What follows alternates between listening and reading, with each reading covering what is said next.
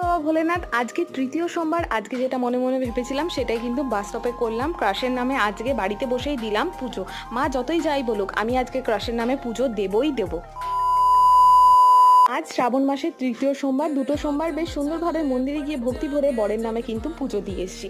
কিন্তু ক্রাশের নামে পুজো দেবো, এটা মাথার মধ্যে জাগলো কী করে বা মনে হলো কী করে? এই যে দুদিন যে মন্দিরে গেছিলাম না, তখন ক্রাশের সাথে রাস্তায় দেখা হয়েছে, তো ভেবেই নিয়েছি আজকে পুজো দেবো মন্দিরে গিয়ে ওনার নামে। কিন্তু আমার মা দেবী বুঝতে পেরে গেছে যে আমি ক্রাশের নামে পুজো দেবো, ওই কারণে বলে দিয়েছে তোর মন্দিরে যাওয়া কিন্তু একদমই বন্ধ, তুই কোথাও বাড়ির থেকে বেরোতে পারবি না এক পাও। এইসব করে বেড়াচ্ছিস তুই। আমি দুঃখের চোটে কি করবো, বাড়িতে বসেই এখন পুজো দিতে শুরু করে দিয়েছি ক্রাশের নামে। ঘটনা কি তোমাদের সত্যি লাগলো? একটুকু সত্যি না। আমি বরের নামে এবং ছেলের নামেই ভক্তি ভরে পুজো দিলাম। আমার ছেলেটার একটু শরীরটা খারাপ হয়েছে, সে কারণে আজকে সকাল থেকে খুবই ব্যস্ত হয়ে গেছিলাম ওকে ডাক্তারের কাছে নিয়ে যাওয়ার জন্য।